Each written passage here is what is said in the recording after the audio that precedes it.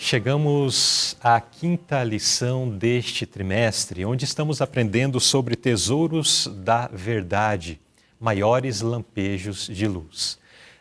Nas últimas lições, nós vimos alguns ensinamentos relacionados a eventos finais da história deste mundo. A lição, inclusive, que vimos na semana passada, falou sobre algo que traz certa comoção para muitos, que é a questão da morte. Mas quando nós olhamos para frente, para as promessas que Deus nos apresenta em relação à volta de Jesus, nós vemos que a morte não tem poder sobre o justo que tem que passar por esse estado, que tem que passar pela morte. Quando Jesus vier nas nuvens dos céus, Ele levará os seus para viver com Ele por toda a eternidade. Então essas últimas lições vêm falando sobre uma grande esperança, não uma grande esperança, mas a maior de todas as nossas esperanças, que é quando Jesus vier nas nuvens dos céus, Ele virá para nos buscar, para nos levar para vivermos com Ele eternamente. Ainda que tenhamos que passar pela sepultura de repente, não devemos ficar tristes com isso, pois temos uma promessa maravilhosa que terá seu cumprimento por ocasião, então, da volta de nosso Senhor. A lição de hoje vai dar um passo a mais. Não vai ser um passo muito grande, mas vai dar um passo a mais dentro deste quadro escatológico apresentado nessas últimas lições. Nós vamos falar sobre o início do milênio. Na verdade, tem por título 1000 anos de desolação, parte 1. E vamos ver no decorrer dessa lição o que assinala o início desse milênio, o que acontecerá com os justos, com aqueles que estão salvos, e também o que vai acontecer com aqueles que estão perdidos. E novamente, uma ênfase que fizemos na lição passada, queremos trazer para essa. Em que situação estaremos? De que lado nós estaremos quando Jesus vier nas nuvens dos céus? Entre aqueles que vão receber a recompensa eterna ou aqueles que pedirão: caí sobre nós montanhas, rochas e esconda-nos da presença, do rosto daquele que está nos ares? Essa é uma pergunta que lhe convido a carregar durante todo o estudo que estaremos realizando da lição desta semana. O verso áureo temos em Apocalipse capítulo 20, versos 5 e 6. Mas os outros mortos não reviveram até que os 1000 anos se acabaram. Esta é a primeira ressurreição. Bem-aventurado e santo é aquele que tem parte na primeira ressurreição. Sobre estes não tem poder a segunda morte, mas serão sacerdotes de Deus e de Cristo e reinarão com ele 1000 anos. E o pensamento da inspiração: o mundo vê a classe de quem zombaram, ridicularizaram e quiseram eliminar passar ilesa pela pestilência, tempestade e terremoto.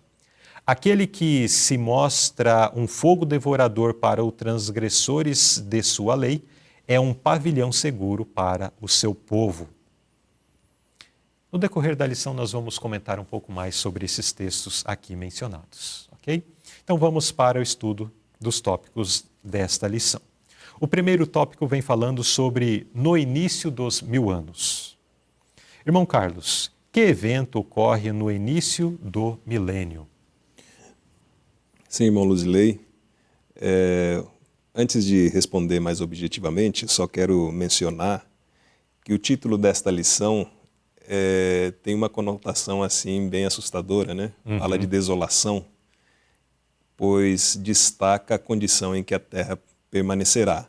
Mas os 1000 anos para os justos, para os filhos de Deus, não é de desolação. Não é de desolação nenhuma. Inclusive, o primeiro evento destacado aqui neste tópico é justamente a primeira ressurreição, a ressurreição dos justos, daqueles que foram levados ao descanso em todas as épocas, né? Desde Abel, o primeiro que morreu, né? Com a esperança da salvação, até os dias finais. Então, será uma ressurreição de pessoas que se levantarão para receber o galardão da vida eterna.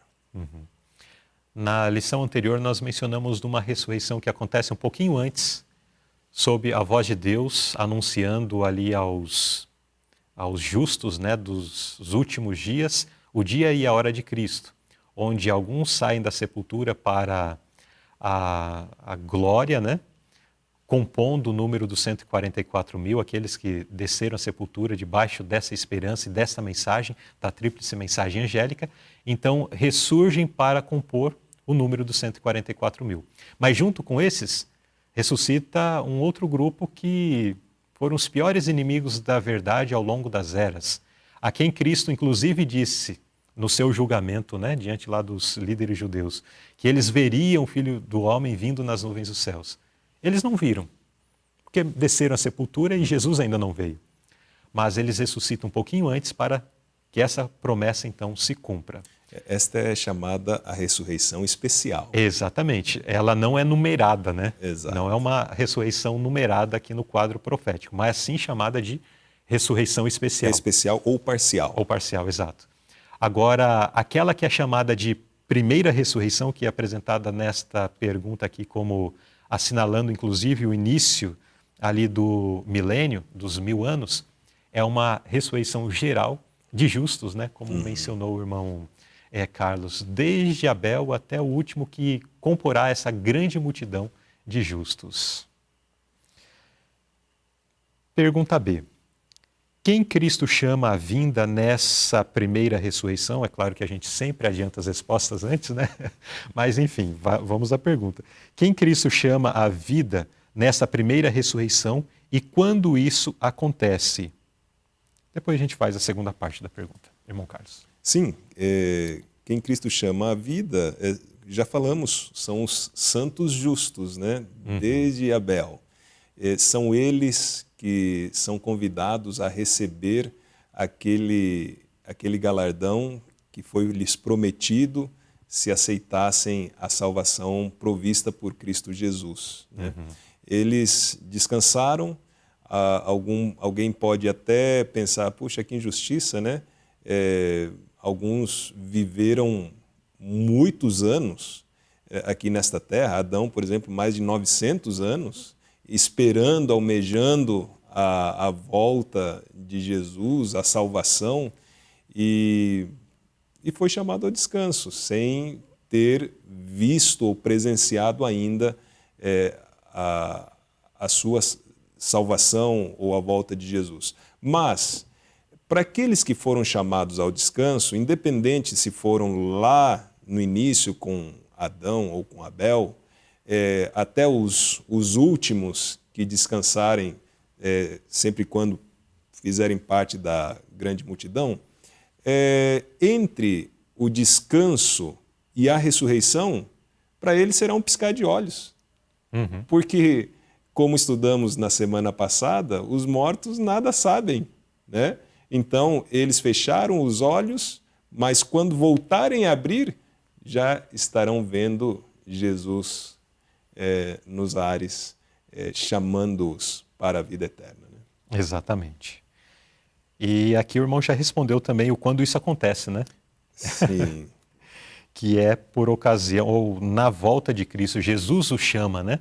Então Jesus já está nos céus, já está na vista dos vivos, e então ele com a sua voz, ele chama da sepultura esses justos que estão ali aguardando, reservados, né, protegidos.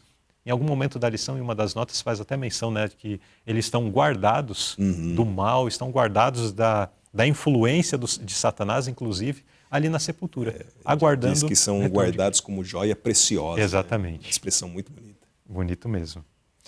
Agora, essa pergunta ainda tem uma segunda parte que nos questiona o seguinte: o que a realidade do retorno à vida nos deve fazer considerar em oração?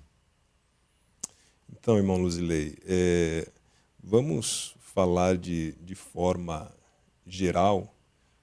Todos voltarão a ser chamados à vida para receber a sua recompensa, né?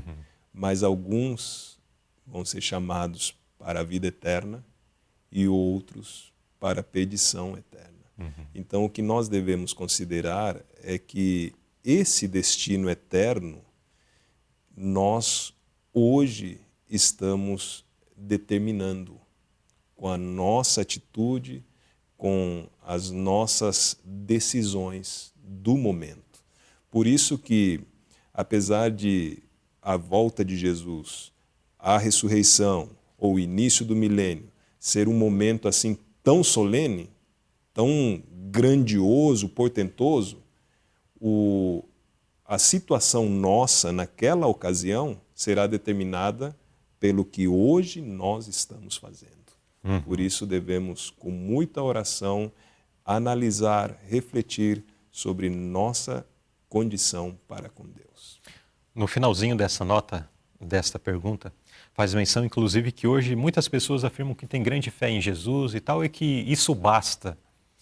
Mas daí a última frase chama atenção para o fato de que, o seguinte, o fato de você ressurgir para a vida eterna ou para a condenação eterna dependerá totalmente da atitude, não é só do que você diz. Exato. Não é do que você diz. E não da atitude lá naquele momento. É o agora. É o agora. É.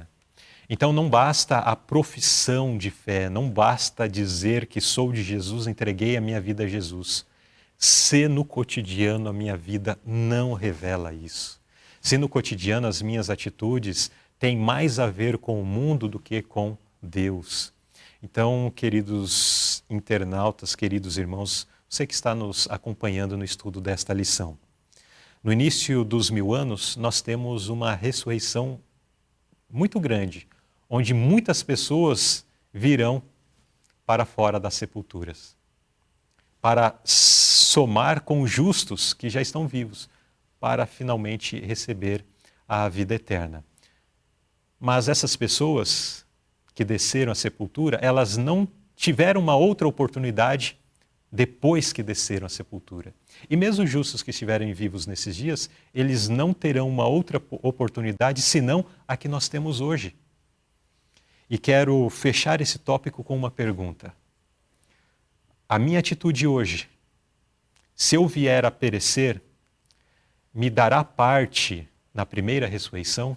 Ou se eu não perecer, estarei entre aqueles que estarão contentes, alegres, vendo Jesus nas nuvens dos céus? Vamos levar essa pergunta dentro do nosso coração, vamos refletir sobre ela. É uma pergunta urgente e necessária, precisa de uma resposta, e uma resposta sincera. E que Deus nos ajude para que nós possamos refletir sobre isso, fazer escolhas e que as nossas atitudes hoje realmente revelem que nós somos filhos de Deus e aguardamos o retorno de Jesus. Amém?